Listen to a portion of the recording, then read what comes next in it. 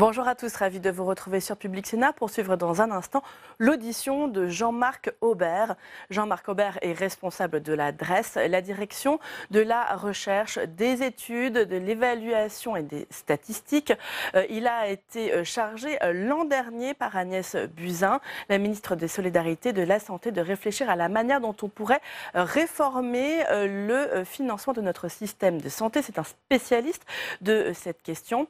Et il y a quelques jours, devant les sénateurs de la Commission des Affaires sociales, Jean-Marc Aubert s'est prononcé pour une diversification des modes de rémunération et notamment pour une tarification au forfait. Pour lui, aujourd'hui, la rémunération à l'acte a bien eu ses avantages, mais elle n'a pas été parfaite. En effet, elle n'est pas nécessairement synonyme de qualité de l'acte en raison du manque de coordination entre les soins apportés par les acteurs du système de santé. Retour donc à l'audition de Jean-Marc Aubert. Le constat est connu. Nous avons un système de santé de qualité et nous avons un système de santé avec l'évolution de la gestion de l'ONDAM dans lequel on a maintenant une gestion financière. On arrive relativement aux objectifs qui sont fixés par le Parlement. Et la grande difficulté que nous avons, c'est que malgré tout, nous avons des besoins qui continuent à augmenter. Nous avons une société qui vieillit, nous avons un accroissement des pathologies chroniques. Et parallèlement, nous sommes un pays dans lequel il y a de bons résultats de santé moyens. L'espérance de vie en France est élevée.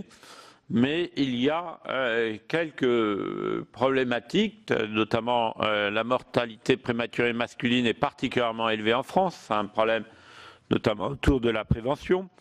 Et nous avons, si nous avons des indicateurs sur certaines prises de pathologies comme le cancer plutôt de bonne qualité, nous avons d'autres indicateurs de moins bonne qualité sur certaines suivis de pathologies chroniques.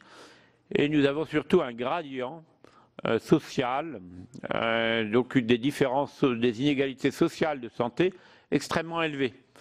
Il y a un an, un colloque au ministère de la Santé, une chercheuse américaine nous disait le paradoxe de la France, c'est que c'est un pays dans le monde, je veux dire, dans le monde occidental, des pays les plus évolués de la planète, où finalement les revenus sont les mieux distribués, avec des taux de pauvreté, des inégalités mesurées par un certain nombre d'indicateurs, par exemple le coefficient de Gini, qui sont plutôt faibles, et des inégalités de santé particulièrement élevées. Et donc, nous avons ce paradoxe-là, un système plutôt de bonne qualité globale, mais finalement une qualité qui n'est pas totalement garantie à chacun des Français. C'est pour ça que notre proposition à nous, c'est que finalement, chaque mode de paiement, chaque modèle de paiement a ses avantages et ses qualités, et a aussi ses inconvénients. Nous avons globalement, au fil des années, choisi en France des modèles de paiement qui sont essentiellement centrés sur l'activité. Et donc, ça permet une très bonne réactivité du système de santé aux besoins des patients, même si quelquefois on a quelques files d'attente par rapport à ce qu'ont connu beaucoup de pays qui avaient des modes de financement différents. Eh bien, nous avons eu peu de files d'attente. Nous avons eu peu de problèmes de files d'attente en France, puisque je rappelle que les pays qui ont eu des problèmes de files d'attente, c'est souvent des mois, voire des années, pour la moindre opération. Des opérations parfois extrêmement simples. Donc même si nous, parfois, on a des endroits où on a des difficultés d'accès, ces difficultés d'accès sont limitées en général à quelques semaines ou 2-3 mois. Ce n'a rien à voir avec le problème des files d'attente qu'ont vécu beaucoup de pays. Donc le mode de financement à l'activité permet cette réactivité du système de santé. Il a des inconvénients. Nous savons qu'il y a un certain nombre d'actes non pertinents, je ne vais pas m'étaler dessus, mais il a un autre inconvénient, c'est qu'il ne garantit pas individuellement la qualité de l'acte. Il garantit collectivement, parce que malgré tout, les médecins cherchent à bien soigner leurs patients, mais individuellement, vous avez un défaut de qualité qui peut être lié non pas au travail du professionnel de santé qui vous reconnaît, mais à l'absence en fait de coordination pour un malade chronique entre le soin de plusieurs professionnels. Et donc, notre proposition, la proposition du rapport, c'est de pouvoir mixer les modes de financement, pas pour un secteur particulier, mais sur l'ensemble des secteurs de santé. Simplement, la part de chaque mode de rémunération, la part peut varier, en fait, et y compris le mécanisme de rémunération peut bien sûr varier en fonction, non pas d'ailleurs du secteur de santé, mais plus du besoin du patient. Un patient qui a un besoin chronique, un malade chronique, un diabète, qui a de l'asthme, qui a d'autres pathologies qui nécessitent un engagement de long terme entre lui et ses professionnels de santé, les soins ne seront pas rémunérés forcément de la même manière qu'un patient qui vient voir pour une grippe et qui n'a rien d'autre, un médecin. Voilà, donc il y a les soins continus ne seront pas rémunérés exactement de la même manière que des soins qui sont, je dirais, ponctuels. De la même manière, des activités de prévention ne seront pas rémunérées de la même manière en fonction des besoins du patient. En fait, la première chose la première petite différence par rapport à aujourd'hui, c'est de travailler sur des modèles de financement qui partent des besoins du patient. La deuxième évolution, c'est d'utiliser beaucoup plus d'indicateurs, entre guillemets, permettez-moi, de valeur des soins pour les patients. Alors certains parlent de qualité, pertinence, mais j'aimerais 2 minutes parler de valeur, parce que c'est bien ça qu'on essaie d'accroître, c'est la valeur des soins apportés pour un patient. C'est quoi? C'est par exemple un patient chronique, il a un besoin qu'on lui rappelle, qu'il a un certain nombre d'examens à faire dans une année, et aujourd'hui, ça dépend beaucoup de qui le suit. Parfois on lui rappelle, parfois on oublie de lui rappeler, et c'est des questions complexes. Donc, des modèles combinés, et pour vous expliquer ces modèles combinés, ça veut dire un paiement à la qualité, un peu ce qu'on a aujourd'hui dans la ROSP, par exemple, dans la rémunération sur objectif de santé publique pour les médecins généralistes, des forfaits pour la prise en charge de patients chroniques. Alors, attention, c'est compliqué, c'est pas que des pathologies, ça peut être des situations chroniques, par exemple, un patient multipathologie en perte d'autonomie. Ça peut, voilà, éventuellement des paiements à la structure, par exemple, une aide au regroupement de professionnels de santé, comme ça existe aujourd'hui pour les maisons pluridisciplinaires, le MSP, maison de santé de pluridisciplinaires. Attention, ça peut être pour un regroupement entre généralistes, entre infirmières, etc. Ou bien sûr les assistants médicaux, qui était une préconisation du rapport que nous avions rendu, pré-rapport, parce qu'on avait rendu un pré-rapport, même s'il s'appelle rapport final, c'est un pré-rapport que nous avions rendu au mois de juillet dernier, et puis qui avait été publié en septembre. Bien évidemment, ça peut être toute forme d'organisation. Il y a une question autour de la numérisation, de la production des indicateurs de qualité que nous souhaitons plus courant. Voilà. Donc, notre première préconisation, c'est vraiment avoir ces modes combinés. Et je pourrais répondre à quelques questions, mais je ne veux pas être trop long. Bien évidemment, une application différente suivant les secteurs du système de santé. Enfin, un point qui nous paraît essentiel, et c'est pour ça que je voulais m'arrêter, c'est bien évidemment une évolution des modes de régulation, et notamment le point qui nous paraît aujourd'hui essentiel, mais il y en a d'autres sur lesquels on pourra discuter, c'est la vision pluriannuelle. Si vous voulez, dans la plupart des secteurs économique. Aujourd'hui, on n'imaginerait pas réguler annuellement uniquement le secteur économique. La santé, c'est d'abord un secteur de soins, donc c'est un secteur très humain, mais c'est aussi un secteur où les professionnels ont besoin d'investir, que ce soit de l'investissement pour un hôpital, que ce soit de l'investissement dans un cabinet médical, que ce soit de l'investissement pour d'ailleurs des infirmiers ou des kinésithérapeutes. Il n'y a pas de, si vous voulez, soit on investit dans des appareils pour des soins complexes, soit on investit dans le système information pour échanger l'information, mais il y a besoin de ces investissements. Et dans ce sens, comme tout secteur économique, ils ont besoin, les professionnels, les organismes, les établissements de santé et autres, ont besoin d'une visibilité. Et donc nous pensons que, nous préconisons que dorénavant, les trajectoires tarifaires devraient être connues 3 ou 4 ans par avance. Je ne dis pas que, bien évidemment, il y a des contraintes. Il est nécessaire parfois de diminuer les tarifs, mais il ne faut pas que ça soit la roulette russe chaque année. Nous préconisons qu'il y ait une visibilité sur 3 ou 4 ans ou 5 ans de finalement quelque chose qui n'est pas scandaleux. C'est la même chose qu'on donne dans des secteurs industriels, l'énergie, la télécommunication.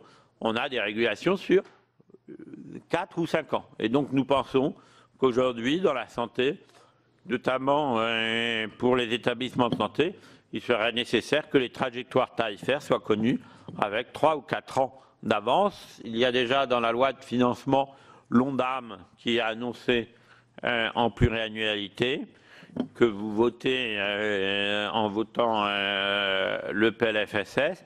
Il nous paraît essentiel que l'EDA en tire une conclusion qui est de dire, par exemple aux établissements de santé, que tel tarif va évoluer de cette manière sur les 3 ou 4 ans, que tel tarif va évoluer d'une autre manière. Après, dans certains secteurs économiques, on prend des indicateurs de type inflation ou autre pour donner la trajectoire tarifaire. Est-ce qu'il faudra faire pareil dans la santé? Ça sera bien évidemment au Parlement et au gouvernement d'en décider. Mais en tout cas, donner de la visibilité aux acteurs nous paraît essentiel. Le système de santé, comme tout système complexe, il y a 2,5 millions de personnes qui y travaillent chaque jour. Il y a des milliards d'euros chaque année d'investissement dans ce système de santé. Il nous paraît nécessaire de donner finalement la même visibilité qu'on donne dans d'autres secteurs à l'ensemble des acteurs. Voilà en quelques mots les principaux enseignements, je sais pas, recommandations de mon rapport. Bien évidemment, donc ça a été un travail collectif. En conclusion, j'aimerais bien m'arrêter là-dessus. Nous avons rencontré beaucoup d'organisations professionnelles. Nous avons rencontré des associations de patients. Nous avons beaucoup écouté. Nous avons essayé de tenir dans nos recommandations compte de ce que les uns et les autres aussi pensaient, et aussi ce qui est acceptable, si vous voulez. Bien évidemment, tout changement de financement entraîne des changements pour les personnes. Le changement de financement n'est pas le seul levier à mettre en œuvre. Il y a une politique plus globale autour. Et, entre guillemets, le changement de financement n'a de sens que s'il induit il soutient une transformation du système de santé plus globale, et si, global aussi, finalement, les professionnels de santé modifient leur comportement en parallèle à ce changement des modes de financement. Sinon, il n'a pas beaucoup de sens de changer de mode de financement. Et c'est bien parce que nous considérons qu'il y a des évolutions à faire, que ces évolutions vont se faire dans la durée. La prise en charge des patients chroniques en France doit passer d'une prise en charge par épisode à une prise en charge dans la durée. Et ce type de changement nécessite un travail de moyen terme. Aujourd'hui, peu de professionnels de santé sont habitués à prévenir leurs patients chroniques que si au bout de 3 mois ou 6 mois, il n'est pas revenu le voir, il faut qu'il y ait quand même un contact. D'ailleurs, ce contact pouvant être moderne, on n'est pas obligé d'avoir un contact physique, ça peut être un contact téléphonique, un contact d'autre nature. Nous, c'est pas, le rapport ne propose pas de dire il faut que ça soit des consultations, il faut que ça soit des e-consultations ou autres. Ça peut être, c'est aux professionnels et aux patients de voir quel est leur meilleur moyen. Mais par contre, il nous paraît important que tout patient chronique en France aujourd'hui, certains ont ces contacts de long terme, d'autres ont des trous dans leur prise en charge. Il nous paraît important que demain, tout patient chronique, par exemple, puisse avoir ce contact régulier avec des professionnels de santé, y compris quand lui-même, a priori, n'est pas très regardant sur ces sujets, parce que c'est dommage quand les contacts se font juste pour le moment où sa pathologie se dégrade. On peut prévenir ces dégradations, on peut prévenir beaucoup de choses. C'est un peu l'idée, finalement, de notre rapport, c'est de se dire maintenant, il faut qu'on travaille justement un peu différemment. Mais, bien sûr, ça prendra du temps. Et c'est justement avec ces contacts avec tous les organisations professionnelles, avec les organisations de patients, avec directement des professionnels. Je suis moi-même allé rencontrer dans quelques endroits du territoire lors de présentations de nos orientations des professionnels de santé, des patients qui m'ont fait remonter un certain nombre d'idées. C'est un peu aussi, et je ne dirais pas, notre réforme ne veut pas être la réforme merveilleuse qu'il faudrait faire un jour s'il y avait le grand soir. C'est plutôt une réforme pragmatique. Qu'est-ce qu'on pourrait faire dans les 4-5 ans à venir pour faire évoluer le système de financement de la santé? La tarification à l'activité restera une tarification importante, c'est normal. Ça permet, malgré tout, de maintenir cette très forte réactivité de notre système de santé. Merci, Monsieur le Président. Merci, Mesdames, Messieurs, de m'avoir écouté. Merci bien, Monsieur Aubert. Je vais passer la parole aux collègues, mais avant, moi, j'ai 3 petites questions à vous poser. Vous préconisez évidemment la part du financement à la qualité, on vient d'entendre. Alors, comment préconiser la mise en place des indicateurs de qualité sans trop bureaucratiser? Ça me semble être une des questions fondamentales de ce pays actuellement. Ensuite, comment gérer la transition d'un mode du financement à un autre? On sait que la dotation globale crée des situations acquises sur lesquelles il est parfois difficile de revenir. On l'a vu dans le cadre de la convergence tarifaire pour les EHPAD. Alors, comment faire pour le cas spécifique de la psychiatrie? Et puis, et surtout, comment embarquer les patients, qui sont par ailleurs des citoyens, dans le processus de réforme, afin que, alors qu'actuellement, le niveau de confiance est parfois très faible dans les recommandations de bonnes pratiques qu'on peut mettre en place. Voilà les 3 questions, et je passe de suite la parole à Monsieur Amiel.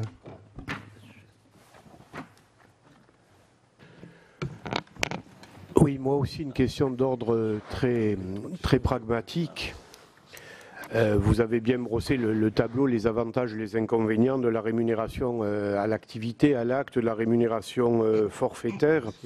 Mais alors, justement, dans le cadre d'un parcours de soins, alors vous avez pris cet exemple, je vais le reprendre parce qu'il est tellement typique, un diabète qui va relever à la fois de la prévention et de l'acte curatif lorsqu'il y a des complications, qui va relever de la médecine ambulatoire et de la médecine hospitalière.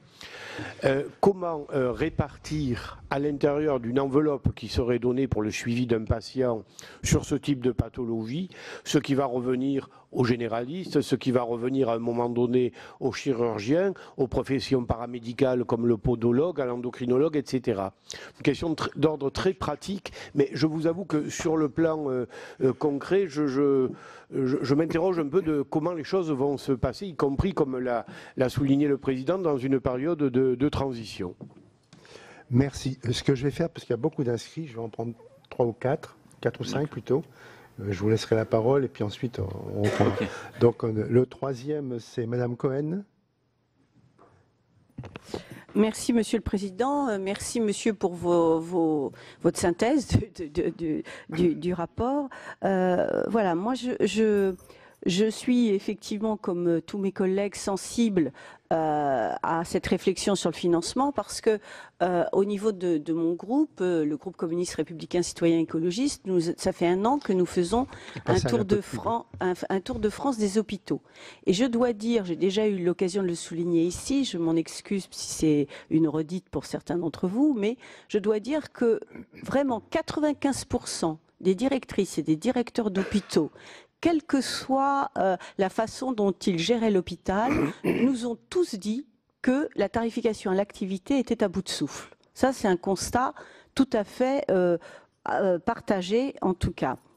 Et en même temps, ils ont été très dubitatifs, les uns et les autres, sur la question qui était de financement des parcours de soins. Donc j'aimerais que vous nous donniez un peu plus d'éléments, d'autant que mon souci, c'est que le gouvernement n'a pas l'intention d'ouvrir l'ONDAM à des moyens supplémentaires. Or, comme vous l'avez dit, l'ONDAM est soumis aux parlementaires, au vote. Nous votons contre parce que nous le trouvons insuffisant. Mais si on reste sur une enveloppe contrainte, c'est un petit peu compliqué comme exercice. Vous parlez d'élargir les critères. C'est intéressant. Je partage les questions du président, donc je ne vais pas les redire, je vais plutôt en rajouter une autre. C'est quand vous parlez de la qualité et de la pertinence des soins. Là encore, nous avons été alertés par des professionnels de santé en souhaitant qu'un critère supplémentaire soit donné, c'est la qualité des conditions de travail. Parce qu'aujourd'hui, le monde de la santé, d'une manière générale, de l'aide-soignante aux grands professeurs, est en souffrance. Et on nous dit qu'il y a une perte de sens. Donc, est-ce que ce critère va être rajouté? Deuxième question, vous avez parlé du paiement à la structuration. Ou en tout cas, c'est dans votre rapport, si vous ne l'avez pas souligné. Donc, c'est intéressant, c'est pour le travail en équipe. Et en équipe, nous y sommes sensibles parce qu'il faut effectivement qu'il y ait un travail commun entre les différentes structures, y compris les soins de ville. Mais comment ça peut s'organiser entre les centres de santé, les maisons de santé et les professionnels de santé? Comment ça peut se coordonner? Et enfin, ma dernière question, c'est sur le forfait, ce que j'ai cru comprendre concernant en fait les affections longue durée. Parce qu'en tant qu'orthophoniste, j'ai été confrontée à cette problématique. Je sais qu'il y a certains médecins de ville qui ont, y compris, eu des procès parce qu'on disait qu'ils faisaient rentrer dans l'ALD finalement des soins qui ne correspondaient pas à ce forfait, quoi. Donc comment est-ce que vous comptez élargir ou pas ce forfait? Merci. Merci bien, Madame Lassarade. Oui, merci Monsieur le Président, merci Monsieur le Directeur. Laurence Cohen a déjà abordé de nombreuses questions que je pensais vous poser. Moi, ce qui me frappe, c'est que vous demandez aux professionnels de santé une modification de comportement. Je pense que l'histoire des forfaits, c'est vraiment pour encore induire des économies, alors que les professionnels de santé font des efforts réguliers depuis de nombreuses années, sont à bout de souffle actuellement.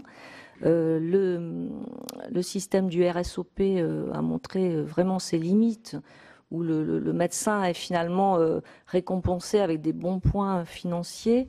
C'est vraiment de l'infantilisation. Et je pense que ce système va également infantiliser les patients qui ne seront plus responsables de leur santé, mais devront suivre un parcours. Ça marche très bien, par exemple, pour le plan cancer, quand une infirmière de coordination rappelle le patient, mais il y a une infirmière de coordination, c'est-à-dire il y a quelqu'un qui est spécifiquement attribué à ce poste. Par ailleurs, l'assistant médical qui devait venir aider le médecin sera là plutôt pour le surveiller et s'assurer qu'il fera bien 6 actes par heure au lieu de 4. Ce qui, moi, me scandalise. Ce qui me paraît positif, par contre, c'est la vision pluriannuelle, avec une trajectoire tarifaire qui donne une indication aux professionnels de santé et aux établissements. Dernière chose, les médecins perdent énormément de temps, médecins libéraux, sur l'interface ville-hôpital. Il manque vraiment là de communication. Est-ce qu'il est envisagé quelque chose à ce niveau-là? Merci, Monsieur Savary prend la suite. Oui, merci. Merci en complément, mais nous sommes chargés avec Catherine Desroches de faire un rapport justement sur la dictature de l'Ondam et faire des propositions. Donc ça rejoint, et nous sommes bien sûr particulièrement intéressés par votre rapport, et nous avons commencé les auditions. Et on voit bien les difficultés que ça peut faire que de proposer une tarification sur le forfait. Pas tellement de difficultés administratives, parce que les administratifs ont un formatage intellectuel redoutable qui leur permettra de trouver des solutions. Et ils nous l'ont bien dit, on trouve des solutions. Hein. Mais sur le plan pratique, je partage la préoccupation de mes collègues et certains confrères, parce qu'on tombe parfois un petit peu dans l'irréalisme. Se donner des perspectives telles qu'elles sont dans les ROSP actuellement, par exemple, est différent de vouloir tout modéliser. Quand vous avez les objectifs d'un patient diabétique, il faut équilibrer, d'avoir 80% de ses hémoglobines glyquées qui soient à peu près réglées. C'est un objectif qui laisse une marge parce qu'il y aura de toute façon des patients que vous ne pourrez pas équilibrer, quelle que soit la modélisation de votre système. Vous aurez des patients qu'il faudra prendre en main, voire très régulièrement, parce que dès que vous les lâchez, ils ne suivent plus les. Et puis vous en avez d'autres à qui vous pouvez faire une confiance absolue, qui sont capables de régler leur affaire, leur diabète, de comprendre, de faire les dates, d'être très rigoureux et qui n'ont pas besoin du même suivi. Donc une modélisation très théorique, même si on trouve des moyens, parce que vous trouverez forcément des moyens pour faire en sorte que, il y aura de toute façon des possibilités de déviance du système. Et je ne suis pas sûr que globalement le malade soit mieux pris en charge que ce qu'il ne peut être actuellement. Mais il faut aller vers quelque chose de combiné. Je pense que c'est un mixte quand même. Et mes questions vont être surtout portées par rapport à cet Ondam. Si on suit les parcours du patient, faut-il maintenir une séparation de l'Ondam de ville par rapport à l'Ondam hospitalier? La pluriannualité est aussi une perspective qui se dessine véritablement parce qu'il faut avoir une vision et il faut avoir des possibilités effectivement d'amortissement des investissements, et c'est valable aussi bien en ville qu'en milieu hospitalier. Il faut vraiment je pense qu'on voit les choses de façon pluriannuelle, et c'est également le seul moyen d'introduire de la prévention, parce que la prévention doit être derrière quantifiable, et faire en sorte que les actes de prévention puissent avoir une estimation de leur intérêt à suivre, bien entendu, sur le plan statistique, pour pouvoir voir les meilleurs actes, mais ça se fait forcément sur plusieurs années, ça. Donc je pense qu'on peut tendre vers une pluriannualité, ça c'est véritablement quelque chose. Moi, ce qui me perturbe vraiment, c'est cette modélisation forcément théorique et administrative. Merci. Je vous laisse répondre à ces premières interventions. Il y a beaucoup de questions, donc je vais essayer de répondre par bloc de sujets qui vont ensemble. Finalement, la première question, c'est la question sur les indicateurs de qualité, la confiance des professionnels et dans certaines choses. Est-ce que c'est une modélisation théorique ou une modélisation pratique qu'on veut? Alors, peut-être sur ce sujet, d'abord, pour moi, premièrement, il faut que le modèle reste simple. Alors, qu'est-ce que ça veut dire un modèle simple? Si vous voulez, c'est bien évidemment pas le modèle actuel de la T2A. 2700 GHS en France, c'est le modèle le plus compliqué qui existe dans les pays qu'on a pu regarder, parce qu'on a regardé ce qui se passait à l'étranger. Si vous voulez, pour se poser des questions, tout le monde a les mêmes problèmes que nous. Tout le monde a des patients chroniques, tout le monde a des soucis d'équilibre entre les besoins et la contrainte budgétaire. Et donc, tout le monde se pose les mêmes questions. Donc, notre modèle, actuellement en France, il est particulièrement compliqué. C'est pareil. Si on crée de la rémunération à la qualité, il faut savoir se limiter dans le nombre des indicateurs. Il ne faut pas commencer par une liste de 50 indicateurs. Il ne faut pas commencer par des choses extrêmement compliquées. On va revenir sur les forfaits. Il faut savoir se limiter et s'auto-limiter. Alors bien sûr, on n'aura pas tous les indicateurs possibles et pas toutes les dimensions de la qualité possible. Mais si vous voulez, on reste sur une part très limitée de la rémunération, si on rentre dans un modèle combiné. Donc on ne va pas nous dire, ah ben alors sur la qualité, vous n'avez pas toutes les dimensions de la qualité, alors que sur l'activité, vous n'avez pas toutes les dimensions de l'activité. Aujourd'hui, on ne paye pas différemment suivant que le patient a besoin de 7 minutes de consultation, 8 minutes de consultation, 9 minutes de consultation, 10 minutes de consultation ou une demi-heure. Voilà, il y a quelques consultations longues. Mais on accepte qu'à un moment, on ne peut pas avoir un modèle ultra compliqué où maintenant on va payer tous les professionnels à la minute parce que c'est de l'activité. On sait bien que c'est pas erroné. Donc finalement, il faut qu'on accepte que les indicateurs de qualité, par nature, ne peuvent pas couvrir toute la qualité et que si on veut que ça, par contre, ça permette aux professionnels de réfléchir à sa qualité, eh bien, il faut qu'on arrive à faire des modèles simples sur ces sujets comme autres. Et la deuxième chose, une fois qu'il faut faire, c'est qu'il ne faut pas que ce soit l'administration qui fasse dans son coin l'indicateur. Il faut faire des modèles de co-construction. Dans les exemples internationaux qui sont intéressants, si vous voulez, l'Australie s'est posé la question de refaire ses modèles de financement. Et pour travailler sur ces indicateurs ou pour travailler sur sa nomenclature, ils ont fait des groupes où il n'y avait que des professionnels de santé, pas du tout de l'administration. Il y avait des professionnels. Alors pour travailler sur un sujet, il n'y avait pas que les spécialisés du domaine par contre. Il y avait plusieurs spécialités. Les spécialités du domaine, les spécialistes du domaine étaient toujours en minoritaire. Pourquoi? Pour être questionnés par le reste. Et il y avait des patients. Il y avait, voilà. Donc on fait, par exemple, pour s'intéresser à une spécialité, je ne sais pas quoi, la radiologie interventionnelle, on va mettre 4 radiologues interventionnels, des spécialistes et des généralistes, dont des généralistes autres, et des patients. Et c'est comme ça qu'on travaille. Donc on pourrait très bien imaginer effectivement en France que les groupes qui fabriquent ces indicateurs de qualité, ces groupes qui fabriquent les forfaits, etc., il y a une majorité de professionnels. Ça serait un bon travail, y compris pour nous, puisque moi je représente un peu l'administration, de se reposer nos questions de comment on travaille et comment on co-construit. Ça se fait un peu dans le cadre de l'article 51. Pour revenir à ces questions aussi du modèle, quand on parle forfait, nous ne parlons pas forfait pluriprofessionnel.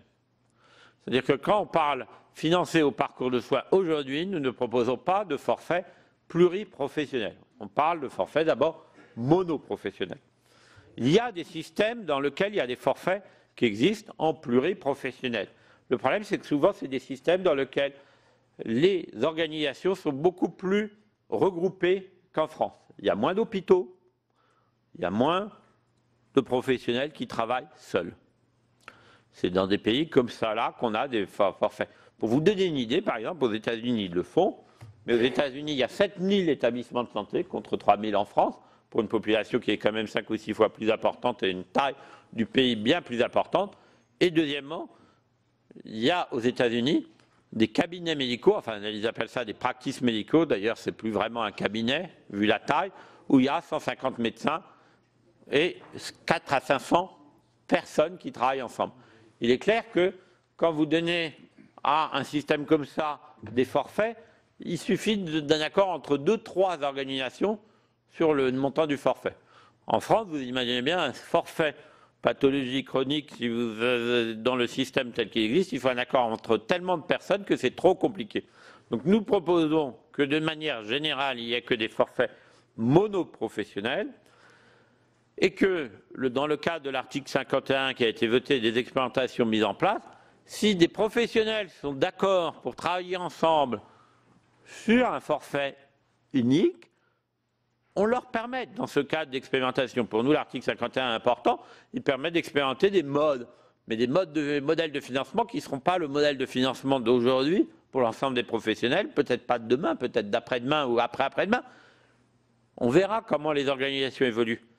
Mais nous ne sommes pas sur des modèles, nous sommes sur des forfaits monoprofessionnels. Donc le médecin généraliste aura son forfait les médecins, les infirmières ont ce forfait. Simplement, ils pourront décider, dans le cadre de ce forfait, s'ils ont besoin de faire des consultations avec le professionnel que vous disiez tous les jours, s'ils ont besoin de faire ça moins souvent, et bien évidemment, et de s'intéresser plutôt au but final que de savoir le nombre de consultations qu'il y a à faire. Voilà. C'est quand même... Aujourd'hui, on est dans un système aussi... vous avez, malgré tout, financé au nombre de fois où vous voyez les patients et pas beaucoup au résultat final de la prise en charge. Nous ne proposons pas de dire qu'il ne faut pas que le nombre de fois ne joue pas du tout, mais nous pensons qu'il faut être mixte. Voilà ce que nous proposons. Après, sur la psychiatrie et finalement les problèmes de transformation. Donc nous pensons que la dotation globale historique, c'est le pire des systèmes. Par contre, nous ne sommes pas contre, et en psychiatrie, nous proposons qu'il y ait une partie du financement qui soit en dotation, mais sur des critères objectifs. Nombre de population du secteur, hein, puisqu'on est sur des secteurs souvent en psychiatrie, quelques indicateurs de précarité, de prévalence de troubles psychiques, etc. Et bien évidemment, comme on parle de dotation historique et qu'on va faire un changement, bien évidemment, ce changement va demander du temps. Parce qu'il ne faut pas... Si vous faites le changement tout de suite, en 1 an, vous allez avoir beaucoup de secteurs qui vont gagner. Vous allez aussi avoir des secteurs perdants. Et pour des secteurs perdants, bien évidemment, c'est très difficile si ça se fait en 1 an. Si on le fait dans la continuité, on a 2 choses. On permet bien sûr aux organisations de s'habituer, mais par ailleurs, on oublie, malgré tout, que même si certains disent que ce n'est pas assez, on a une augmentation de 2,3% d'ONAM chaque année. Ça représente juste 4 ou 5 milliards d'euros supplémentaires, 5 milliards maintenant, plutôt que 4, pour le système de santé. Et que, voilà. Donc, on a le temps de changer les organisations dans le temps, et ça, c'est clair. Sur ce sujet, d'ailleurs, qui m'a été posé, nous, on n'a pas parlé du niveau. C'est très compliqué de parler du niveau. Moi, je suis content d'entendre que dans cette salle, il y a des gens qui ont une vision très claire de quel est le bon niveau des dépenses. Moi, je vais vous dire, je ne le sais pas. Ce que je remarque juste, c'est que notre système de santé, il n'y a que le système américain où, en part de notre richesse nationale, nous dépensons plus qu'en France. Voilà. Donc, il n'y a que le système américain. Donc, on peut dire qu'on ne dépense pas assez, malgré tout, on dépense beaucoup. Si on ne se pose pas cette question-là, voilà. Ça ne veut pas dire qu'il faut dépenser moins. Ça veut dire qu'il y a quand même une question qu'il faut qu'on se pose. C'est est-ce qu'en dépensant beaucoup, par exemple en dépensant l'équivalent en France par rapport à la Suède, hein, c'est 10 à 15 milliards d'euros de plus hein, pour la France. Hein. Bien sûr, la Suède, c'est plus petite. Si, ça veut dire des choses, mais ça veut dire des choses, ça veut dire que nous devons nous poser la question, est-ce que l'argent que nous dépensons, c'est la meilleure manière? Qu'est-ce que nous disent les citoyens aujourd'hui?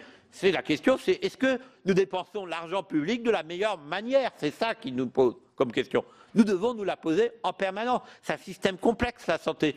Vous vous rendez compte? Est-ce que nous sommes sûrs que les 2,5 millions de personnes, bien sûr qu'intellectuellement, chacun essaye de travailler le mieux possible, mais on sait beaucoup que les organisations jouent beaucoup. Est-ce que nous sommes sûrs que l'organisation de notre système est la meilleure du monde?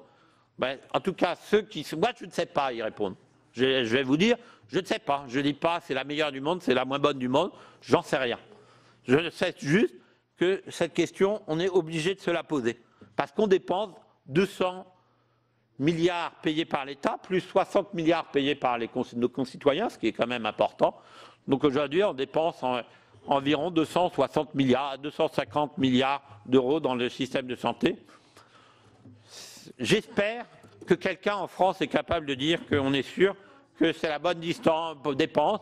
Moi, je n'en sais rien. Je vais vous le dire très clairement. J'ai fait des dizaines d'études sur le sujet. Il y a des endroits où on dépense pas assez d'argent, et je suis prêt à le défendre, mais je suis aussi prêt à défendre qu'il y a des endroits où on dépense beaucoup d'argent. En France, oui. Oui, en France. En France, vous avez des prises en charge qui durent très longtemps par rapport à beaucoup de pays. On doit se poser cette question. Voilà. Et vous avez par ailleurs, et je le dis aussi, vous avez par ailleurs des secteurs de psychiatrie, probablement, où il manque de l'argent. Je n'ai pas de problème de dire Voilà. Moi, simplement, je vous dis, je ne sais pas quel est le bon niveau. Voilà. Ce qu'on m'a demandé de faire, et je pense que c'est intéressant, c'est d'essayer de se poser la question comment essayer de mieux répartir les moyens. Moi, je vais déjà essayer de mieux répartir les moyens, et je pense que... Voilà. Eh oui, mais madame, si nous dépensons 50 milliards de plus d'euros dans la truc, c'est 50 milliards d'euros qu'on aura moins ailleurs. Voilà. Eh bien, vous avez de la chance. Vous avez de la chance. Moi, je ne sais pas. Alors, ensuite, excusez-moi, il y a d'autres questions. Si possible, pas de discussion privée. Voilà, excusez-moi. Voilà. Donc c'est pour ça, moi je vous dis, bien sûr, je ne résous pas le problème de niveau, et mon rapport ne parle pas du problème de niveau, je laisserai d'autres faire le rapport sur le problème de niveau. On parle de répartition des moyens. Voilà, je ne veux pas rentrer sur la question est-ce qu'il faut ou pas, c'est simplement, on n'en parle pas. Voilà. Voilà, alors, la pluriannualité et l'ONDAM, voilà, notre rapport dit clairement que la répartition actuelle, si on rentre dans des systèmes de financement différents, les enveloppes actuelles de l'ONDAM, ville-hôpital, ont probablement beaucoup moins de sens. Alors la question c'est est-ce qu'il faut un ONDAM global ou est-ce qu'il faut réfléchir à d'autres sous-partages de l'ONDAM. C'est un sujet qui nous paraît ouvert. On n'a pas voulu proposer justement une solution parce que ce sujet doit être regardé de près et que nous on n'a pas eu le temps dans tous les travaux qu'on a mis et notamment les concertations à discuter au fond avec l'ensemble des acteurs de ce sujet. Donc on a préféré dire que la question se posait et pas de proposer de solution parce que je ne sais pas très bien les choses. Donc sur les pathologies chroniques, j'y ai un peu répondu, j'espère assez, sinon je pourrais vous répondre aussi par écrit après. Voilà, sur les forfaits. Sur la question de juste la structuration, effectivement, nous, nos modes de structuration sont ouverts. Le travail en équipe nous paraît important. Nous pensons effectivement que c'est le médecin continue. Le médecin est seul, et il ne peut pas forcément rappeler son patient tout le temps. Il a un exercice médical. C'est important qu'il puisse travailler avec d'autres, que les infirmières aussi puissent travailler avec d'autres.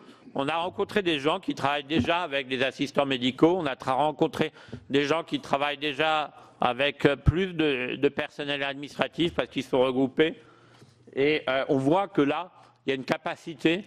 Effectivement, c'est plus facile d'imaginer un travail collectif si mais votre structure est déjà plus collective que... Voilà, ça veut dire que, pour être très clair, les professionnels, pour simplifier la liaison entre, par exemple, la ville et l'hôpital ou entre plusieurs professionnels de ville, ça se fait mieux quand le professionnel lui-même travaille déjà avec d'autres personnes, que ce soit d'autres professionnels, que ce soit des assistants médicaux ou des assistants administratifs aussi, hein, parce qu'il y a, voilà, qui permettent de résoudre un certain nombre de sujets. Parce que dans la coordination, il n'y a pas que du sujet professionnel, il y a parfois des sujets stupides, d'un document qui n'est pas arrivé, etc. Est-ce que c'est à un médecin d'aller pourchasser le parcours du document entre l'hôpital et la ville? Je ne suis pas sûr. Donc on voit bien qu'il y a... et la structuration pour nous, elle est pour permettre ces évolutions, pour faciliter. Après, bien évidemment, nous faisons des propositions. Pour l'instant, il y a encore beaucoup de choses à mettre en place. Merci, M. Aubert. Je vais passer la parole aux collègues. Je voudrais juste rappeler aux collègues que nous sommes ici devant un rapport qui fait des propositions sur un mode de financement différent, un mode de dépense différent, pas un mode de recette différent. Je passe la parole à M. Sol. Monsieur le Président. Tu as coupé le son, Jean. Voilà. Excusez-moi. Monsieur le Président, mes chers collègues, j'ai quelques questions à poser. Vous nous avez parlé, vous avez évoqué dans votre rapport d'indicateurs, de valeurs de besoins du patient qui s'adossent au parcours. Quid des indicateurs de mesure d'activité, du personnel paramédical en particulier, et de la charge en soins qui est générée dans ces parcours et prise en charge de nos patients? C'est, à mon sens, un critère important à prendre en considération. Ma deuxième question porte sur le virage ambulatoire. Madame la ministre de la Santé a fixé les objectifs à la hausse, qu'il s'agisse d'ambulatoires de médecine ou d'ambulatoires de chirurgie. Qu'en est-il et quelles sont vos propositions en la matière? Ma troisième question porte, mais ça a déjà été soulevé bien évidemment, sur la part accordée, octroyée à la santé mentale. Je vous remercie. Merci, Monsieur Jomier, pour la suite. Merci, Monsieur le Président. Merci pour votre rapport. Alors, je crois que effectivement, de toute façon, il ne porte pas sur la question du volume général qui est consacré à la santé dans notre pays. Donc, c'est vain un peu de s'affronter là-dessus. Mais je crois que la réaction vive de mes collègues porte sur le fait que, pour ce qui est de l'hôpital, il y a un consensus actuellement qui est que, dans le cadre des missions qui lui sont laissées ou définies, il n'a pas les moyens, globalement, de remplir ses missions. Donc, soit on touche au volume, soit on touche aux missions. Mais la situation actuelle ne peut pas perdurer comme ça pendant très longtemps. Je reviens à l'objet de votre rapport. Moi, je vous remercie quand même parce que l'importance de la tarification à l'activité actuellement, à peu près 65% du financement des hôpitaux, est assez unanimement critiquée et vous proposez donc de ramener en quelques années cette part à la moitié. Donc, certainement pas la fin de la T2A d'ailleurs, il faut arrêter de raconter des histoires là-dessus, mais l'émergence, le développement de d'autres modes de financement. Alors, quelle est la finalité exacte? C'est ça, on comprend bien la question de la pertinence que vous portez et on comprend à peu près comment ce nouveau système va essayer d'accroître la pertinence des soins. Il y a un principe par contre, dont je ne vois pas bien comment il va mieux se développer dans ce mouvement de la répartition financière, c'est la question de la prévention, qui est aussi directement au cœur de Ma Santé 2022. Là, je ne vois pas vraiment comment la modification des volumes va entraîner une priorité à la prévention. Prenons l'exemple, actuellement, il y a beaucoup de discussions, appuyées sur beaucoup de données qui sortent, sur l'importance de l'activité physique et du sport, y compris dans les maladies chroniques, y compris dans le cancer, etc. Et ce qu'on constate, la réalité, c'est que les initiatives concrètes en la matière, elles se sont créées par l'engagement de collectivités territoriales, Strasbourg ayant été un peu pionnière en la matière, qui ont mis les différents acteurs autour de la table pour essayer de, je ne vais pas employer de mots trop forts, mais un peu de bricoler des modes de financement pour arriver à créer ces prises en charge. Et depuis, l'État et l'assurance maladie traînent sur la définition d'un cadre national. Et je ne vois pas plus dans ce que vous tracez, en quoi on va pouvoir rapidement avancer sur cette question, mais je suis très intéressé par votre réponse. La deuxième et dernière question, je m'en tiendrai à deux. Elle porte aussi sur les sous-ONDAM, mais je vais aller plus loin, comme vous avez commencé à répondre à René-Paul Savary.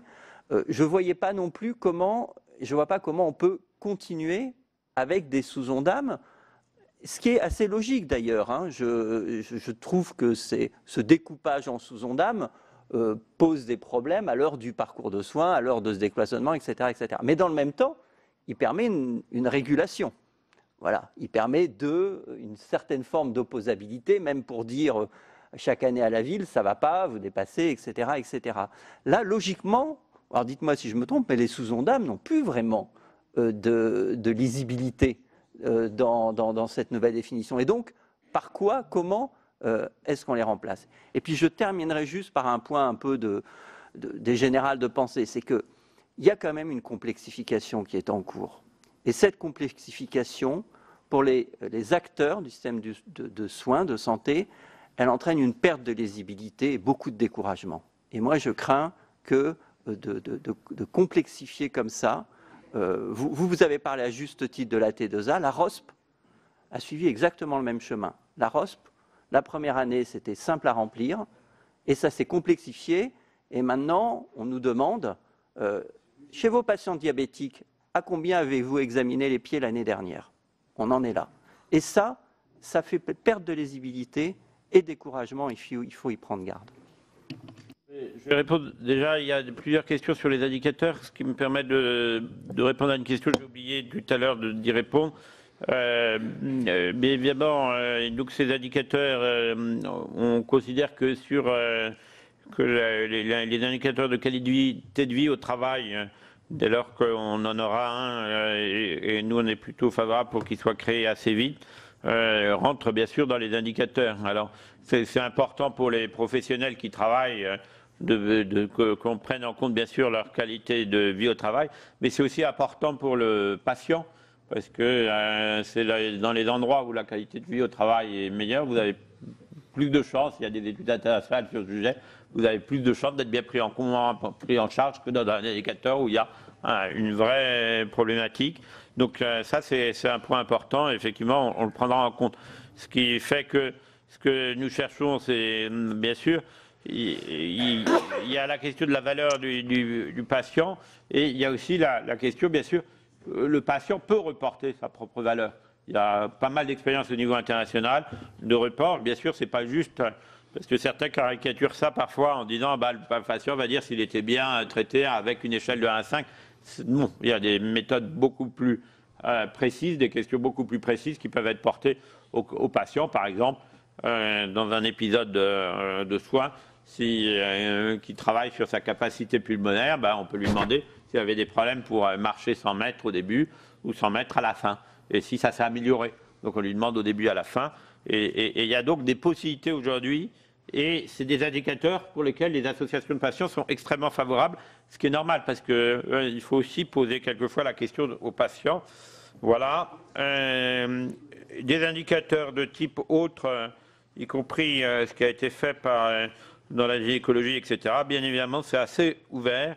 Le seul problème, bien sûr, à la fin, c'est d'avoir les bons indicateurs pour les bons professionnels et pas un système unique qui n'a pas forcément tout le temps beaucoup d'intelligence. Là où je suis assez d'accord avec ce qui a été dit, le diable est dans les détails. Ça veut dire que les principes, on peut les aimer, on peut détester leur application, on en est assez d'accord. C'est là, pour beaucoup de réformes, le problème. Ça veut dire que quelquefois, on a des bonnes idées, puis l'application termine mal.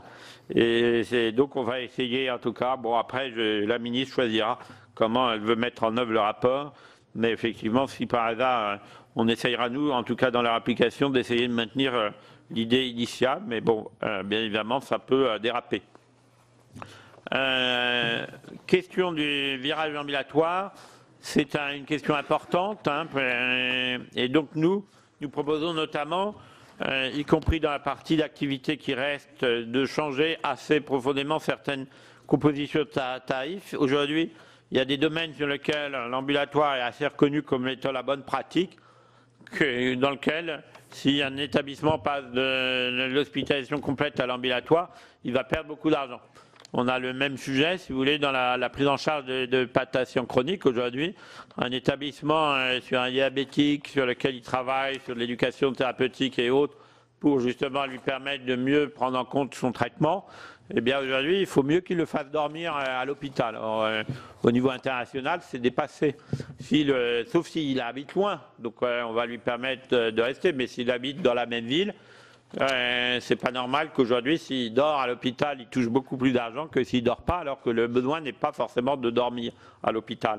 Donc c'est aussi ça, pour ça que d'ailleurs les diabétologues à l'hôpital sont très favorables à une évolution de leur mode de rémunération, parce que l'activité par l'acte telle qu'elle est décrite aujourd'hui a peu de sens avec le besoin du patient, et c'est pour ça qu'on a travaillé avec un certain nombre de diabétologues que je saluais, parce que sans eux, eh bien, dans nos endocrinologues, on n'aurait pas forcément travaillé de la même manière. Et bien sûr, c'est eux qui nous ont dit là aujourd'hui dans notre activité n'a plus de sens. Et c'est clair, elle n'a plus de sens et permettre un suivi de plus long terme. Donc voilà, l'ambulatoire. Le problème, c'est qu'il n'y a pas une solution unique, parce que la solution, comme je dis, elle part des situations de patients. Donc sur du patient chronique, l'ambulatoire, c'est pas la même chose que sur une hospitalisation donnée. Sur une hospitalisation donnée, c'est que l'hôpital ne perd pas trop d'argent s'il se met à faire de l'ambulatoire. Sur du patient chronique, par exemple, c'est plus une rémunération plus forfaitaire qui est demandée par un certain nombre de professionnels. QVT, j'en ai parlé. Sur la prévention, si vous voulez, la prévention, il y a plusieurs sujets qui posent la prévention. Si vous payez la prévention à l'acte, comme on le fait majoritairement en France, par exemple un dépistage, etc., le problème c'est que vous avez un très fort effet, et ce n'est pas qu'en France qu'on constate, social. Vous allez avoir un très net, ce qu'on appelle, excusez-moi du terme un peu jargonnant, gradient social. Ça veut dire que les gens des catégories sociales les moins favorisées vont peu utiliser l'acte et les gens des catégories sociales les plus élevées vont beaucoup plus utiliser l'acte. Quand vous financez, comme un certain nombre de pays l'ont fait, en disant on finance surtout le fait, par exemple, d'atteindre que 70% de vos patients dans cette condition, 80% de vos patients dans cette condition, eh bien l'acte, on arrive progressivement à réduire ce gradient social. Donc nous, ce qu'on dit, c'est que dans la réflexion qu'il y a, passer de la tarification d'actes de diagnostic à une tarification d'une prise en charge d'une population, ça peut améliorer et réduire ce gradient social. Or, ce gradient social, il est important. Parce que probablement certains actes de diagnostic ne servent à rien. Pourquoi? Et pour des patients qui auraient pris, qui seraient allés voir leur médecin pour leur demander, etc. Alors que, si vous voulez, dire par exemple qu'à chaque enfant français qu'il faut qu'il aille tous les ans, tous les 2 ans ou tous les 3 ans voir le dentiste, bien évidemment, ça ne sert à rien si ses parents ont déjà l'habitude d'aller voir tous les ans, tous les 2 ans ou tous les 3 ans le dentiste. Vous voyez? Et donc le problème, c'est comment vous faites pour favoriser que les patients, les catégories les plus défavorisées, puissent aller chez le dentiste. Il y a un travail à faire, un travail conjoint éventuellement d'autres que les professionnels de santé. Et il y a des campagnes, des choses à faire, mais il y a aussi un travail avec les professionnels de santé pour qu'eux-mêmes se disent, eh bien oui, il y a des patients, et donc il y a des pays qui ont testé des systèmes tout à fait nouveaux où c'est les professionnels de santé qui appellent leurs patients. Vous avez vu un enfant il y a 2 ans chez le dentiste appelle, voilà, et comme ça vous avez plus de chances à ce qu'il revienne. Et c'est fondamental. Et donc aujourd'hui, est-ce qu'on paye à l'acte, sachant que certains actes qui sont beaucoup plus nécessaires demandent beaucoup plus de travail. Mais on ne va pas se mettre à dire qu'on va un acte plus cher parce que le patient a moins l'habitude d'aller dans le système de santé. Vous vous imaginez, pour le patient, c'est bizarre. Donc, ce qu'il faudrait, c'est ce qu'on propose effectivement pour la prévention, c'est aussi de se dire les nouveaux modes de rémunération, ce qui a été testé dans beaucoup de pays et qui fonctionne, peuvent conduire à l'amélioration de la prévention parce qu'on casse le gradient social. Mais bien sûr, c'est qu'un sujet. Mais à côté de ça, bien évidemment, ce n'est pas les modes de financement des professionnels qui vont changer la prévention primaire, qui n'est pas liée au médecin. C'est pas qu'un, si vous voulez, si les pays qui ont réussi à réduire plus vite que nous l'utilisation de cigarettes, il y a beaucoup de sujets qui sont hors du système de santé, et ceux-là, nous ne les avons pas traités, parce que ce n'était pas notre mission. Ça ne veut pas dire qu'il ne faut pas les traiter, et il y a d'autres missions qui travaillent sur ce sujet. Mais donc nous, on a essayé de traiter la prévention auprès des professionnels de santé. Et il y a une chose qui est claire, et il y a quand même assez d'unanimité dans beaucoup de pays, c'est que c'est les rémunérations. Il faut sortir de la rémunération purement à l'acte. Ça ne veut pas dire qu'elle ne peut pas avoir un centre, mais elle ne peut pas seule régler les sujets. Les inégalités de santé en France sont importantes et probablement, en tout cas, les pays qui ont fait le même constat ont commencé à y réfléchir à des financements différents et c'est un peu ce que nous proposons. Et l'idée d'avoir plus d'indicateurs de qualité dans le système, bien évidemment, il ne faut pas que ça devienne une bureaucratie, mais c'est quand même l'idée que justement ces questions-là, que finalement un médecin tout seul ou une infirmière tout seul ou un hôpital tout seul peut difficilement se poser, c'est une question que collectivement on doit se poser et puis voir comment on communique avec les professionnels sur le sujet. Voilà. Les sous-gendarmes, oui, je pense qu'il y aura une réflexion à faire et qui n'est pas qu'une réflexion des sous-gendarmes, aussi sur les modes de régulation. C'est une réflexion complexe. Je vais être très clair avec vous. Elle est particulièrement complexe parce que aujourd'hui, si on a mis en place, par exemple, des régulations infra-annuelles, c'est pour des raisons d'atteindre les objectifs. Mais en même temps, si vous voulez, quand je parle de régulation pluriannuelle. Par nature, la régulation infra-annuelle n'est pas très cohérente avec la régulation pluriannuelle. Donc il faut qu'on trouve d'autres modes de régulation. Et ça, c'est très clair. Alors le point positif, c'est qu'il y a quand même d'autres modes de régulation qui peuvent exister. Après, il faut voir si c'est acceptable ou pas dans le cas français. C'est des sujets sur lesquels on pourra continuer à travailler. J'ai sûrement oublié 2-3 choses, je vous prie de m'en excuser. N'hésitez pas, si vous avez des questions écrites postérieures à cette réunion, on y répondra avec joie. Merci, ne vous inquiétez pas, il reste encore beaucoup de candidats aux questions, donc certaines reviendront sûrement. Monsieur Daudigny. Merci Monsieur le Président. À ce stade, les principaux sujets ont déjà été évoqués, donc je serai presque plus dans le commentaire que dans le questionnement. Alors cette réforme était attendue, sinon souhaitée, et le Président, je crois, n'a pas rappelé ce matin que le Sénat avait travaillé sur une évolution souhaitée de la T2A il y a déjà quelques années, non pas pour sa suppression, mais en souhaitant que des modalités nouvelles puissent être ajoutées à la T2A. Alors, si la notion de parcours de soins, la notion de critères de qualité sont des points qui recueillent l'assentiment général, le questionnement arrive très vite sur les modalités pratiques. Alors là, le sujet a déjà été évoqué. Vous avez indiqué donc que les forfaits étaient des forfaits envisagés monoprofessionnels, sauf dans le cadre de l'article 51. Alors j'imagine que les expérimentations en cours actuellement sont, elles, pluriprofessionnelles pour le diabète et pour l'insuffisance rénale chronique. Mais est-ce que ce n'est pas très limité, le forfait, lorsqu'il reste monoprofessionnel? Ça, c'est le premier sujet, celui des modalités pratiques. Le deuxième sujet, c'est celui de la citation. Cette réforme va bousculer les habitudes, va perturber le travail de l'hôpital, avec des gains certainement à un moment donné, des dépenses supplémentaires à un autre donné, sans qu'il y ait obligatoirement un fait coordonné entre les gains et les pertes. Est-ce qu'on peut envisager qu'une telle réforme se déroule avec succès sans qu'il y ait une incitation des professionnels qui devront la mettre en œuvre? Et là, je rejoins ce qui a été dit précédemment par plusieurs de mes collègues sur à la fois l'hôpital.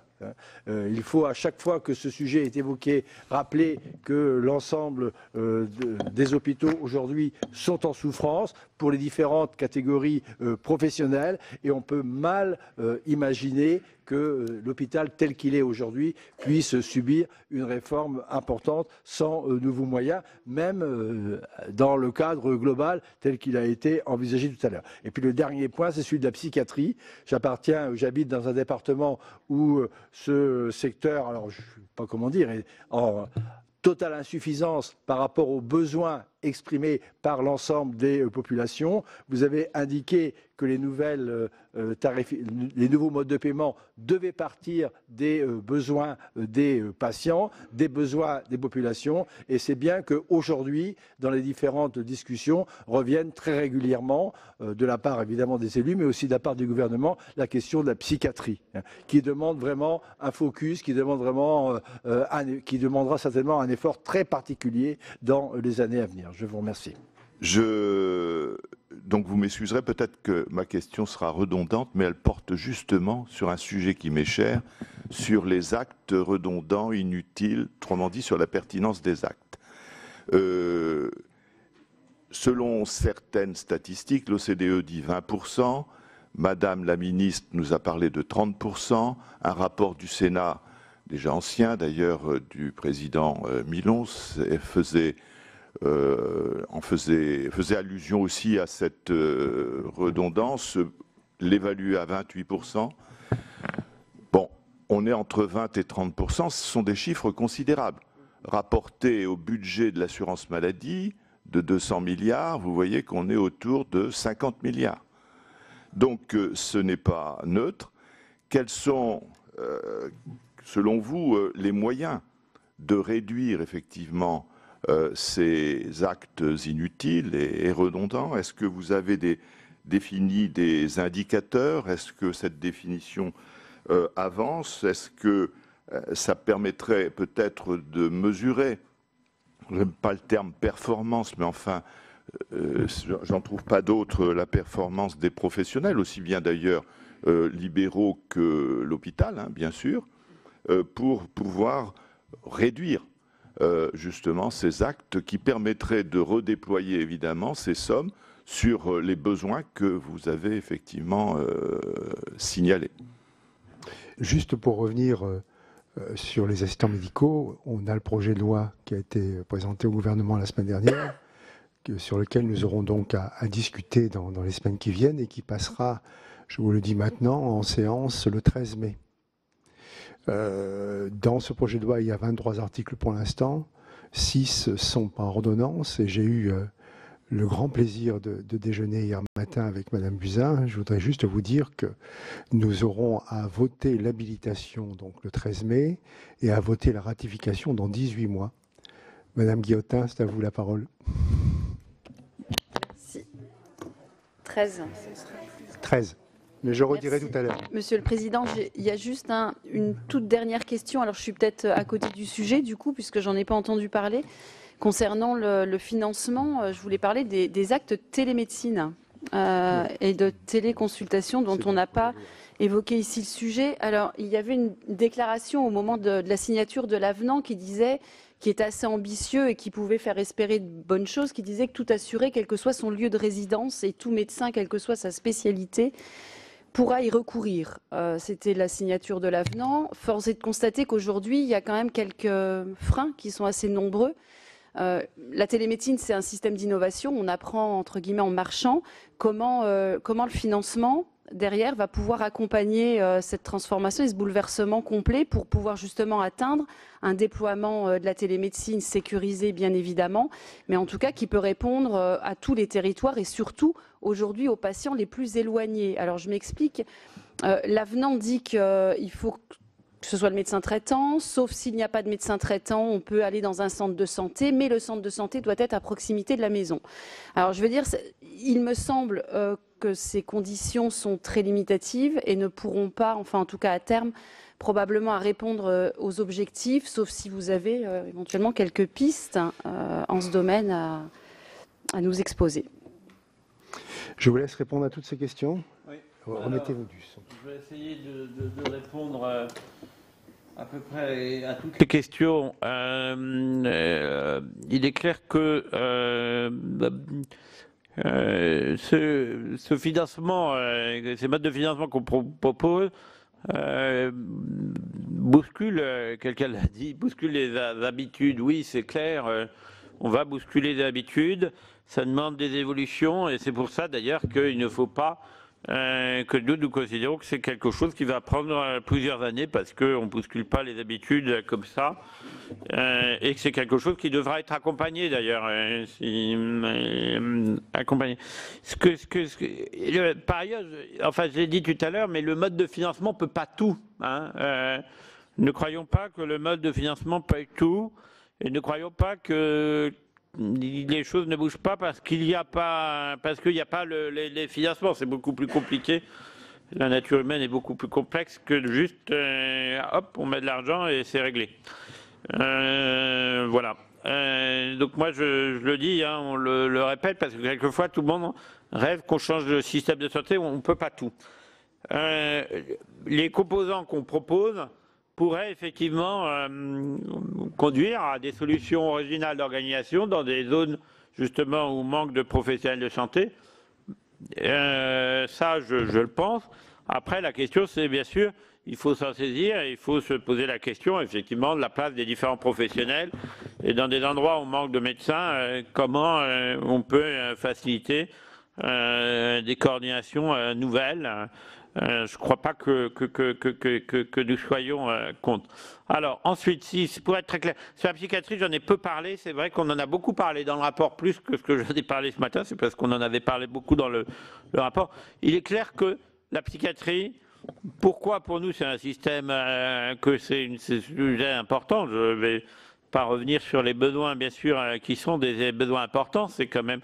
La psychiatrie a un des domaines les plus importants pour les patients. Si vous avez souvenir, y compris dans le système, dans le rapport de l'assurance maladie chaque année, on montre bien le nombre important de patients qui sont suivis par ces systèmes et donc le besoin. La psychiatrie a aussi, dans le financement, le triste privilège d'être le système de financement sur lequel on est le moins revenu dans les 30 ou 40 dernières années. Ce privilège triste, je le dis, fait qu'aujourd'hui, les modes de financement de la psychiatrie sont peu adaptés au sujet. Et donc, notre question, c'est pas de dire on va tout changer du jour au lendemain, mais par exemple, on peut imaginer que les dotations soient mieux distribuées aujourd'hui entre les secteurs qu'elles le sont. On peut imaginer aussi qu'un certain nombre d'autres choses, des prises en charge innovantes et autres, soient un peu mieux favorisées. Parce que souvent, les professionnels ont l'impression que quand ils proposent un changement, ils ont l'impression que ça va être sur leur temps déjà compliqué et on peut peut-être leur donner quelques financements pour aider cela. Et c'est des choses... Alors, le modèle je ne veux pas trop m'y arrêter parce que je pourrais parler d'une demi-heure, voire une heure de la psychiatrie. Mais dans le rapport, il y a plus de choses. Et puis, si vous êtes intéressé, je pourrais vous apporter certains. On a un gros travail actuellement avec l'ensemble du secteur psychiatrique, justement, sur l'évolution du modèle. Ça ne va pas se faire en un an, parce que ça pose aussi des questions importantes, y compris quel est un bon financement pour la psychiatrie. Et vous savez, c'est un secteur où l'activité est peu décrite. Attention, quand on décrit l'activité, ce n'est pas uniquement pour se poser des questions de financement de l'activité, mais pour aussi se poser la question du besoin. Si on a, excusez-moi, si on a un pays, des données d'activité, par exemple, ça permet d'avoir aussi des données de prévalence sur certaines pathologies qu'on n'a pas aujourd'hui, en fait. On a peu de données de prévalence d'un secteur sur l'autre, d'un secteur à l'autre sur la psychiatrie. On ne sait pas, on a peu de données de prévalence, par exemple, de pathologies graves de psychiatrie, c'est un problème. Je rappelle qu'une des manières dont on a aujourd'hui des données de prévalence sur un certain nombre de pathologies, c'est justement par l'activité qui est faite.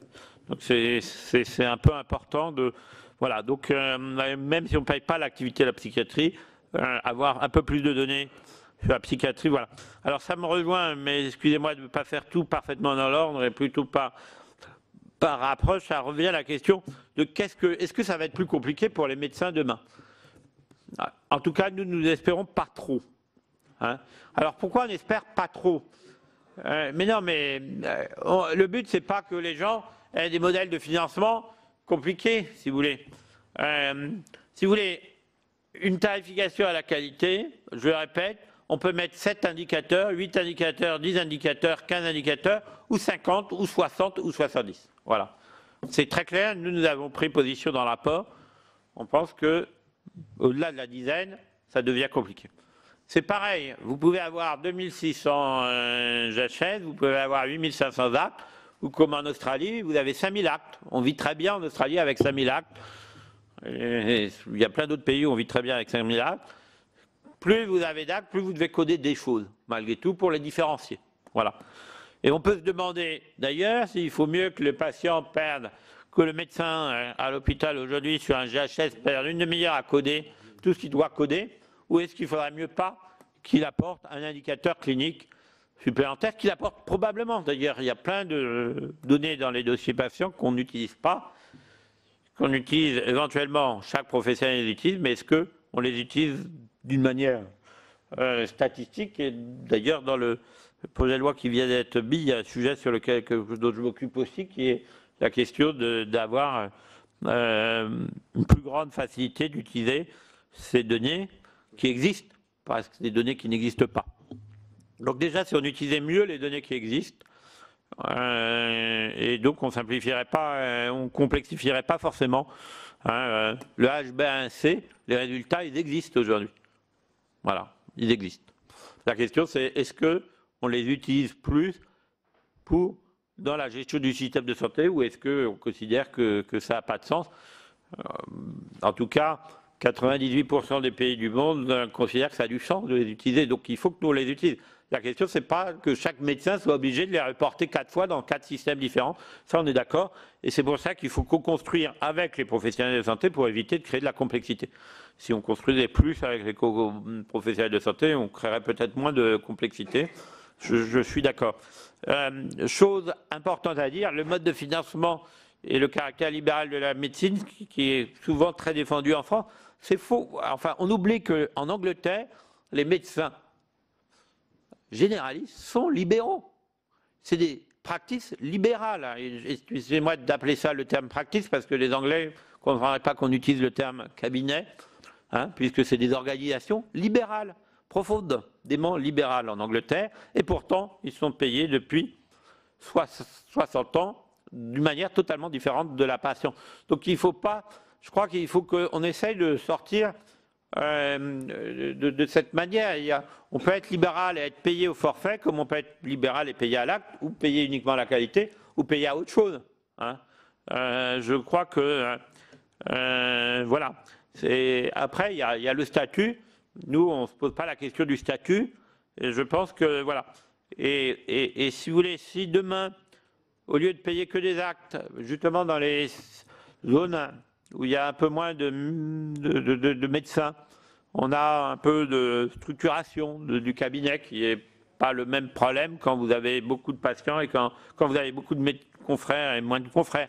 La coordination, ce n'est pas forcément le même effort quand vous n'avez vraiment pas le temps de le faire et quand vous avez... Il y a plein de choses qu'on peut faire, il y a plein de métiers à inventer, il y a plein d'organisations à inventer et ça, si vous voulez, je pense que le mode par acte ne facilite pas le changement. Les pays qui ont eu à changer leur structuration de soins, ils ont mis de l'argent sur la structuration des cabinets. On ne peut pas espérer juste, en payant à l'activité de tout le monde, y arriver. Et ça, c'est des choses qui nous paraissent importantes. Alors, bien évidemment, ça prend du temps. Et puis, il y a plein de contraintes qui ne sont pas que des contraintes financières. Si vous voulez, c'est normal qu'un médecin qui a, depuis 40 ans, travaille d'une manière, n'imagine pas, hop, pour les 5 dernières années, changer complètement son mode de travail. Et c'est normal et c'est respectable. Ce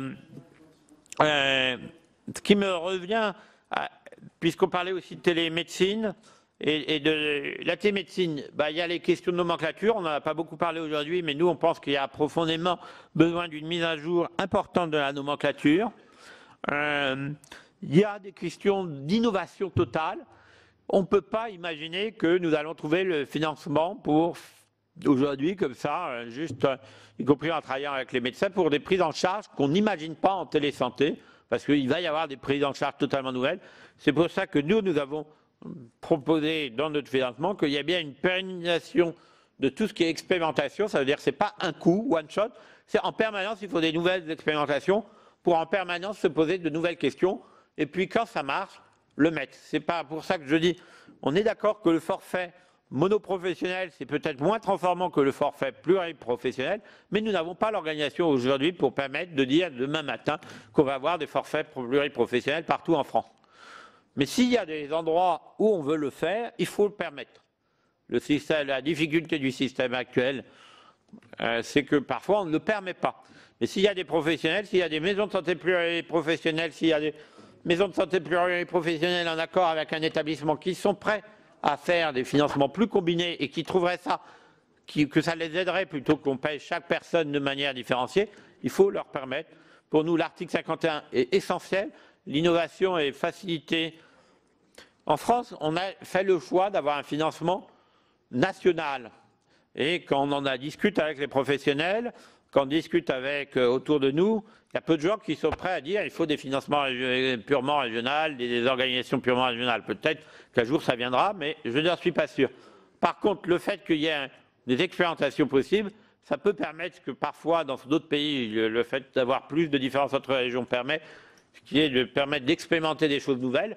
Nous, il faut utiliser le forfait, l'expérimentation article 51 pour expérimenter des nouveaux modes de financement, toujours. Nous n'avons pas l'ambition d'avoir écrit le dernier rapport sur les modes de financement. Ce n'est pas juste parce que, bien sûr, il y aura d'autres personnes qui se poseront cette question. C'est parce que nous pensons que l'évolution des technologies, l'évolution des prises en charge fera évoluer les modes de financement. Ça, c'est très clair. Et si on a des possibilités d'expérimenter des choses nouvelles, ça a deux avantages d'expérimenter.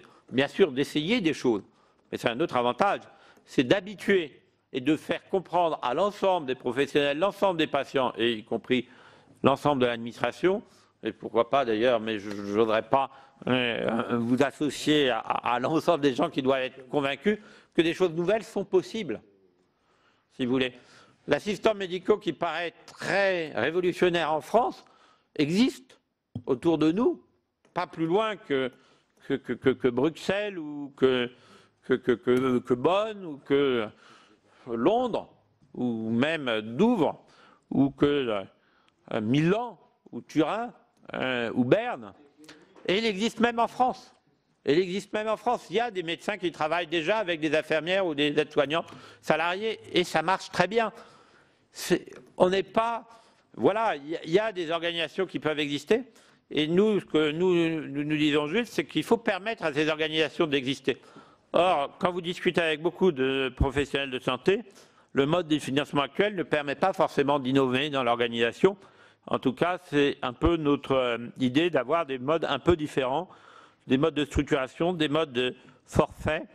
Parce que quand vous avez un forfait pour prendre un patient chronique, vous n'avez plus besoin de vous poser la question combien de fois je vais le convoquer à mon cabinet. Si vous voulez le faire en télésanté exclusivement, pourquoi pas. Si vous voulez, etc. Il y a un seul sujet pour l'instant qui est un sujet, mais compliqué, sur lequel moi je ne dirais pas que j'ai une position, c'est est-ce qu'il peut y avoir que du télésuivi?